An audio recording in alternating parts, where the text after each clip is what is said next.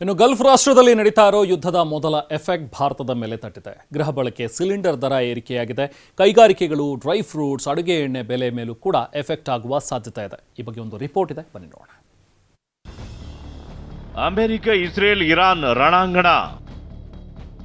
ದುಬಾರಿ ಆಯಿತು ಸಿಲಿಂಡರ್, ಅಡುಗೆ ಎಣ್ಣೆ, ಡ್ರೈ ಫ್ರೂಟ್ಸ್. ಭಾರತದ ಆರ್ಥಿಕತೆ ಮೇಲೆ ತೀವ್ರ ಹೊಡೆತ. ಅರಬ್ ರಾಷ್ಟ್ರಗಳ ಯುದ್ಧ ರಣಭೀಕರ ಸ್ವರೂಪ ಪಡೆಯುತ್ತಿದೆ. ಇರಾನ್ ಮೇಲೆ ಅಮೆರಿಕ, ಇಸ್ರೇಲ್ ನಡೆಸುತ್ತಿರುವ ಡೆಡ್ಲಿ ಅಟ್ಯಾಕ್ಗೆ ಇರಾನ್ ಕೂಡ ಕೌಂಟರ್ ಆಗಿ ರಣಭೀಕರವಾಗಿ ಪ್ರತಿದಾಳಿ ನಡೆಸುತ್ತಿದೆ. ಈ ಯುದ್ಧ ಭೀತಿಯು ಜಾಗತಿಕವಾಗಿ ತಲ್ಲಣ ಸೃಷ್ಟಿಸಿದೆ. ಇದರ ಪರಿಣಾಮ ಭಾರತದ ಜನಸಾಮಾನ್ಯರ ಮೇಲೆ ನೇರವಾಗಿ ಬೀರಿದ್ದು ಅಗತ್ಯ ವಸ್ತುಗಳ ಬೆಲೆ ಏರಿಕೆಯಾಗಿದೆ.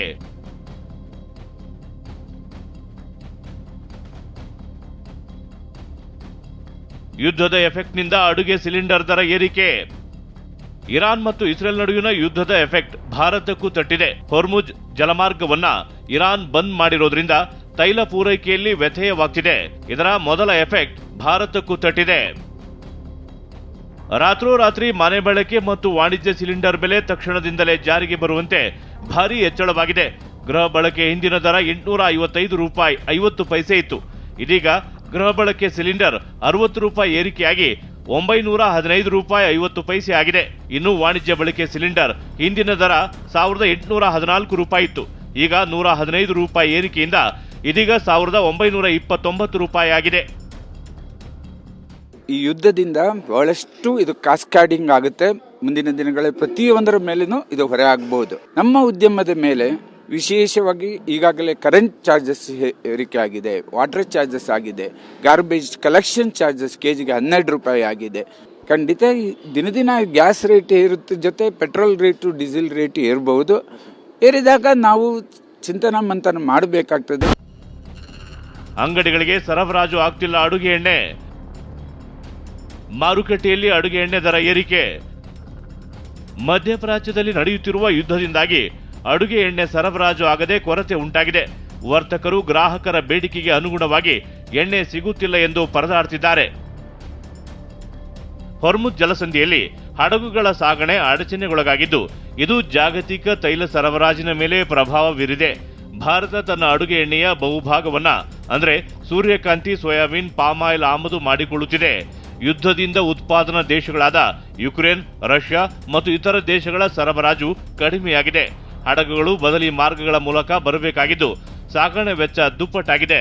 ಇದರ ಪರಿಣಾಮವಾಗಿ ಭಾರತದಲ್ಲಿ ಅಡುಗೆ ಎಣ್ಣೆಯ ಬೆಲೆ ಏರಿಕೆಯಾಗುತ್ತಿದೆ. 5-6 ದಿನಗಳಲ್ಲಿ ಅಡುಗೆ ಎಣ್ಣೆ ಲೀಟರ್ಗೆ 8 ರೂಪಾಯಿ ಏರಿಕೆ ಕಂಡಿದೆ. ಬಿಕ್ಕಟ್ಟು ಬಗೆಹರಿಯದಿದ್ರೆ ಮುಂದಿನ ದಿನಗಳಲ್ಲಿ ಅಡುಗೆ ಎಣ್ಣೆ ಮತ್ತಷ್ಟು ದುಬಾರಿಯಾಗಲಿದೆ. ಆಲ್ರೆಡಿ ಲೀಟರ್ ಮೇಲೆ 5 ರೂಪಾಯಿವರೆಗೂ ಜಾಸ್ತಿ ಆಗಿದೆ. ಇನ್ನೂ ಜಾಸ್ತಿ ಆಗೈತೆ ಅಂತ ಹೇಳ್ತಾರೆ. ಇನ್ನೊಂದು 10 ದಿನ ಇದೇ ತರ ನಡೆದ್ರೆ ಅಂತೂ ಎಣ್ಣೆ ಅಂತೂ ಸಿಗೋದಿಲ್ಲ. ಇದು ಹೇಳ್ತಾರೆ ಕಂಪ್ನಿಯವರು. ಆಲ್ಮೋಸ್ಟ್ 3 to 4 ಡೇಸ್ ಇಂದ ಯಾವ್ದು ಒಂದು ಐಟಮ್ ಶನಿವಾರದಿಂದ ಯಾವ್ದು ಬಂದೇ ಇಲ್ಲ. ಇನ್ನು ಇವತ್ತು ಲೋಡ್ ಆಗೋದು ಕಷ್ಟನೇ ಇದೆ. ಇನ್ನೂ ಜಾಸ್ತಿ ಆಗತ್ತೆ ಅಂತ ಹೇಳ್ತಾರೆ. ಗಲ್ಫ್ ರಾಷ್ಟ್ರಗಳಿಂದ ಡ್ರೈ ಫ್ರೂಟ್ಸ್ ಆಮದಿಗೂ ಹೊಡೆತ. ಪಶ್ಚಿಮ ಏಷ್ಯಾದಲ್ಲಿನ ಸಂಘರ್ಷವು ಡ್ರೈ ಫ್ರೂಟ್ಸ್ ಸೇರಿದಂತೆ ಮಸಾಲೆ ಪದಾರ್ಥಗಳ ಸಾಗಾಟದ ಮೇಲೂ ಪರಿಣಾಮ ಬೀರಿದೆ. ಇದರಿಂದ ಇರಾನ್ನಿಂದ ಭಾರತಕ್ಕೆ ಬರುವ ಒಣ ಹಣ್ಣುಗಳ ಆಮದಿನಲ್ಲಿ ವ್ಯತ್ಯಯವಾಗಿ ದರವು ಹೆಚ್ಚಳವಾಗಿದೆ.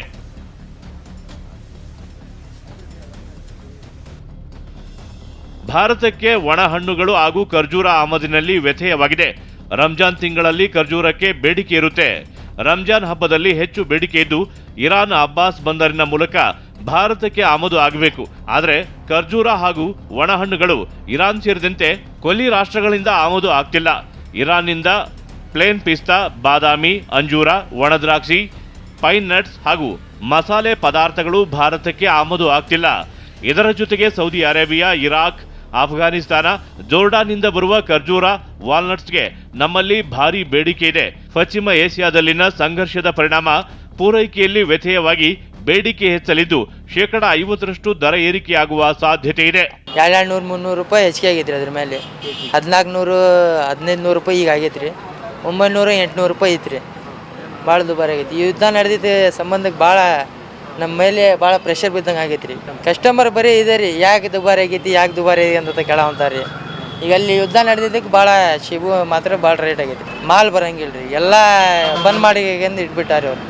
ಇಲ್ಲಾಂದ್ರೆ ಈಗ ಭಾಳ ಈ ಇರಾನ್ ಈಗ ಚಾಲು ರೀ. ಅದು ಈಗ ಸೀಸನ್ ಇರಾನಿಂದು. ಬರೀ ಗಿರಾಕಿ ದುಬಾರಿ ಆಗೈತಂತ ಕೇಳೋದು ಹೋಗೋದು ಮಾಡೋದು. ಯುದ್ಧದ ರೀ ಇದು, ಬರೀ ಯುದ್ಧ ಮಾಡಿ ನಮಗೆ ಎಲ್ಲ ಹಾಳು ಮಾಡಂಗೆ ಬಿಟ್ಟಿದ್ರಿ. ಸೌದಿ ಅರೇಬಿಯಾ, ಒಮನ್, ಕತಾರ್ಗೆ ಮೊಟ್ಟೆ ರಫ್ತು ಸ್ಥಗಿತ. ಭಾರತದ ಮೊಟ್ಟೆ ಉದ್ಯಮಿಗಳಿಗೆ ದೊಡ್ಡ ಹೊಡೆತ. ಇಸ್ರೇಲ್, ಅಮೆರಿಕ, ಇರಾನ್ ಯುದ್ಧದ ಪರಿಣಾಮ ಮೊಟ್ಟೆ ಉದ್ಯಮದ ಮೇಲೂ ಬೀರಿದೆ. ಅಷ್ಟೇ ಅಲ್ಲ, ಇರಾನ್ನಿಂದ ಗಲ್ಫ್ ರಾಷ್ಟ್ರಗಳ ಮೇಲಿನ ದಾಳಿ ಹಾಗೂ ಹಾರ್ಮುಜ್ ಜಲಸಂಧಿಯಲ್ಲಿನ ಸಂಘರ್ಷದಿಂದಾಗಿ ಮೊಟ್ಟೆ ಸಾಗಣೆ ದೊಡ್ಡ ಸವಾಲಾಗಿದೆ. ಭಾರತದಿಂದ ಮಧ್ಯಪ್ರಾಚ್ಯ ದೇಶಗಳಾದ ಸೌದಿ ಅರೇಬಿಯಾ, ಒಮನ್ ಮತ್ತು ಕತಾರ್ಗೆ ಪ್ರತಿ ತಿಂಗಳು 1 ಕೋಟಿಗೂ ಹೆಚ್ಚು ಮೊಟ್ಟೆಗಳು ರಫ್ತಾಗ್ತಿದ್ವು. ಆದರೆ ಪ್ರಸ್ತುತ ಯುದ್ಧದ ಭೀತಿಯಿಂದ ಈ ರಫ್ತು ಸಂಪೂರ್ಣ ಸ್ಥಗಿತಗೊಂಡಿದೆ. ರಫ್ತು ನಿಲುಗಡೆಯಿಂದಾಗಿ ಉತ್ಪಾದನೆಯಾದ ಮೊಟ್ಟೆ ಇಲ್ಲೇ ಉಳಿದುಕೊಂಡಿವೆ. ಇನ್ನು ಉತ್ಪಾದಕರಿಗೆ ಭಾರಿ ನಷ್ಟ ಉಂಟು ಮಾಡಿದೆ. ಬೇಸಿಗೆಯಲ್ಲಿ ಮೊಟ್ಟೆಗಳ ಬಳಕೆ ಕಡಿಮೆಯಾಗುವುದರಿಂದ ಈಗಾಗಲೇ ದಾಸ್ತಾನು ಹೆಚ್ಚಾಗಿರುತ್ತೆ. ಯುದ್ಧದ ಪರಿಣಾಮದಿಂದ ರಫ್ತು ಕೂಡ ಸ್ಥಗಿತಗೊಂಡಿದ್ದು ಸಮಸ್ಯೆಗಳನ್ನು ಇನ್ನಷ್ಟು ಹೆಚ್ಚಿಸಿದೆ. ಮುಂದಿನ ದಿನಗಳಲ್ಲಿ ಭಾರತದಲ್ಲಿ ಮೊಟ್ಟೆಯ ಬೆಲೆ ಕುಸಿಯುವ ಸಾಧ್ಯತೆ ಇದೆ. ಯುದ್ಧ ಮುಂದುವರೆದರೆ ಉತ್ಪಾದನಾ ವೆಚ್ಚಕ್ಕಿಂತ ಕಡಿಮೆ ಬೆಲೆಗೆ ಮೊಟ್ಟೆಗಳನ್ನು ಮಾರಾಟ ಮಾಡುವ ಪರಿಸ್ಥಿತಿ ನಿರ್ಮಾಣವಾಗಿ ಇನ್ನಷ್ಟು ನಷ್ಟ ಉಂಟಾಗುವ ಭೀತಿ ಇದೆ. ನಮ್ಮ ಮೊಟ್ಟೆ ಪ್ರೊಡಕ್ಷನ್ ಬಂದು ಎಕ್ಸ್ಪೋರ್ಟ್ ಆಗ್ತಾ ಇದೆ. ಎಕ್ಸ್ಪೋರ್ಟು ಬಂದು ಜಾಸ್ತಿ ಮಿಡ್ಲ್ ಈಸ್ಟ್ ಕಂಟ್ರೀಸ್ಗೆ, ಸೌದಿ ಅರೇಬಿಯಾಗಾಗೋದು, ಓಮನ್ಗಾಗ್ಬೋದು, ಕತ್ತರ್ಗಾಗ್ಬೋದು, ಆ ರೀತಿ ಮಿಡ್ಲ್ ಈಸ್ಟ್ ಕಂಟ್ರೀಸ್ಗೆ ಹೋಗ್ತಾ ಇದೆ. ಈಗ ಆ ಬೆಲ್ಟಲ್ಲಿ ಯುದ್ಧ ನಡೀತಾ ಇರೋದ್ರಿಂದ ಯಾವ ಹಡಗು ಹೋಗಲ್ಲ, ಫ್ಲೈಟು ಹೋಗಲ್ಲ. ಸೊ ಹಂಗಾಗಿ ನಮ್ಮ ಪ್ರೊಡಕ್ಷನ್ ಎಲ್ಲ ಇಲ್ಲೇ ನಿಂತಿದೆ. ಮಧ್ಯಪ್ರಾಚ್ಯ ಯುದ್ಧದ ಭೀತಿಯಿಂದಾಗಿ ಕರ್ನಾಟಕದಲ್ಲಿಯೂ ಅಗತ್ಯ ವಸ್ತುಗಳ ಬೆಲೆ ಏರಿಕೆ ಜೊತೆ ಸಣ್ಣ ಕೈಗಾರಿಕೆಗಳ ಮೇಲೂ ಭಾರಿ ಪರಿಣಾಮ ಬೀರಿದೆ. ಬೆಂಗಳೂರಿನ ಸಣ್ಣ ಕೈಗಾರಿಕೆಗಳ ಮೇಲೂ ಯುದ್ಧದ ಎಫೆಕ್ಟ್ ತಟ್ಟಿದೆ. ಸಣ್ಣ ಕೈಗಾರಿಕೆಗಳು ಮತ್ತು ವಾಣಿಜ್ಯೋದ್ಯಮದಲ್ಲಿ ಬಳಸುವ ಐರನ್, ಫೈಬರ್, ಎಲೆಕ್ಟ್ರಾನಿಕ್ಸ್ ಉತ್ಪನ್ನಗಳ ಬಿಡಿಭಾಗಗಳು ಸರಬರಾಜು ಸ್ಥಗಿತವಾಗಿದೆಯಂತೆ. ಕೈಗಾರಿಕೆಗಳಿಗೆ ಬೇಕಾಗುವ ಕಚ್ಚಾ ಸಾಮಗ್ರಿಗಳನ್ನು ಏರ್ಲಿಫ್ಟ್ ಮಾಡಲಾಗ್ತಿದೆ. ಹೀಗಾಗಿ ಸಾಗಾಣಿಕೆ ವೆಚ್ಚ 1 to 2 ಆಗಿದೆ. ಇದರಿಂದ ಯುದ್ಧ ಮುಂದುವರೆದರೆ ಸಣ್ಣ ಕೈಗಾರಿಕೆಗಳು ಬಾಗಿಲು ಮುಚ್ಚುವ ಪರಿಸ್ಥಿತಿ ಬರುತ್ತೆ ಅಂತ ಆತಂಕ ಶುರುವಾಗಿದೆ. ಜಾಗತಿಕ ಸಂಘರ್ಷಗಳು ಕರ್ನಾಟಕವೂ ಸೇರಿದಂತೆ ಭಾರತದ ವಿವಿಧ ರಾಜ್ಯಗಳ ಆರ್ಥಿಕತೆ ಮತ್ತು ಜನಸಾಮಾನ್ಯರ ದೈನಂದಿನ ಜೀವನದ ಮೇಲೆ ಗಂಭೀರ ಪರಿಣಾಮ ಬೀರೋದಂತೂ ಸತ್ಯ. Bureau report, TV9.